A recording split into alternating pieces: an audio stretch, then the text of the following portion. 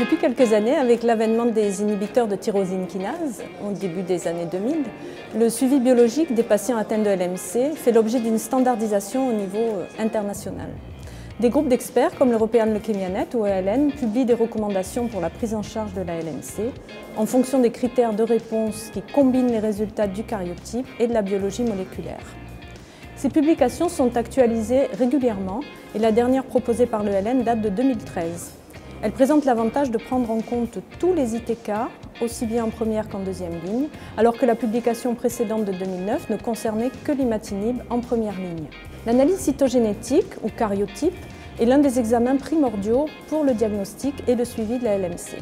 Il se pratique sur un prélèvement de moelle osseuse prise dans le sternum ou dans le bassin et consiste en l'analyse des chromosomes sur 20 cellules au moins.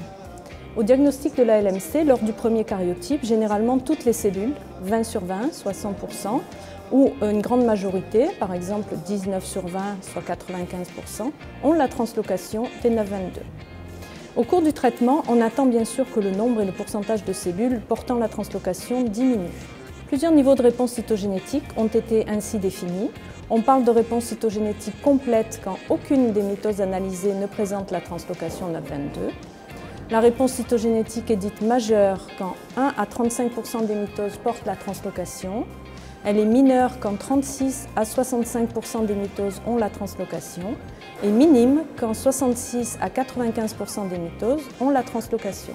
On parlera d'absence de réponse cytogénétique si, malgré le traitement, plus de 95% des mitoses gardent la translocation. Alors, comment utiliser ces définitions et ces pourcentages en pratique ? Des groupes d'experts les ont rapportés à des stades précis du traitement pour définir des réponses dans le temps, donnant ainsi des indications sur la réponse optimale à un moment donné. Par exemple, s'il est classique d'avoir 100% de translocation T922 au diagnostic, cela n'est pas souhaité, bien sûr, après 6 mois de traitement. Le cariotype sur moelle doit être réalisé au diagnostic, à 3 mois de traitement et à 6 mois, puis tous les 6 mois jusqu'à ce que la réponse cytogénétique soit complète, c'est-à-dire que l'on ne retrouve plus de translocation sur les mitoses analysées. Ensuite, on le réalisera tous les ans si le traitement se passe bien. Et alors, l'analyse de biologie moléculaire sur sang et non plus sur moelle pourra prendre le relais.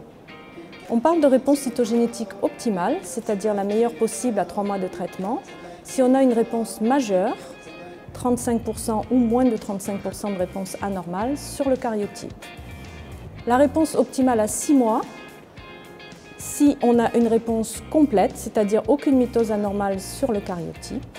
Et si les critères de réponse optimale ne sont pas atteints en temps voulu, le médecin pourra adapter le traitement, modifier la dose ou changer de médicament. Un autre examen primordial pour le suivi biologique de la LMC, c'est la PCR quantitative ou RQPCR, qui est destinée à évaluer la réponse moléculaire au traitement dans la LMC. Le résultat est rendu sous forme d'un rapport entre le nombre de copies du transcrit MBCR-ABL et le nombre de copies d'un transcrit de contrôle qui permet également d'évaluer la qualité de l'ARN. Le résultat est exprimé en pourcentage. Les recommandations de l'ELN 2013 sont de réaliser une prise de sang pour faire une RQPCR tous les 3 mois jusqu'à l'obtention de la réponse moléculaire majeure, puis environ tous les 3 à 6 mois. La réponse moléculaire majeure, ou RMM, ou réponse moléculaire 3, RM3, est définie par un taux de transcrit inférieur ou égal à 0,1%. On parle de réponse moléculaire profonde dès que le taux de transcrit est inférieur ou égal à 0,01%, avec différents niveaux de réponse moléculaire profonde. On aura une RM4 si le taux de transcrit va de 0,01% à 0,0033%, une RM 4,5 si le taux de transcrit va de 0,0032 à 0,0011% et une RM5 quand le taux de transcrit est inférieur ou égal à 0,001%. Ces niveaux de réponse profonde sont particulièrement importants dans le cadre des protocoles d'arrêt de traitement, mais ne sont pas pris en compte dans les recommandations actuelles de l'ELN qui considèrent la réponse moléculaire majeure comme le point fort dans le suivi de la LMC. Selon l'ELN, la réponse moléculaire optimale est définie par un taux de transcrit inférieur ou égal à 10% à 3 mois, inférieur à 1% à 6 mois de traitement et inférieur ou égal à 0,1% à 1 an. Ce 0,1% correspond à la réponse moléculaire majeure ou RM3. Après un an, le maintien de la réponse moléculaire majeure est considéré comme une réponse optimale. Comme pour le cariotype, si la réponse optimale n'est pas atteinte en temps voulu, le médecin pourra adapter le traitement, modifier la dose ou changer le médicament.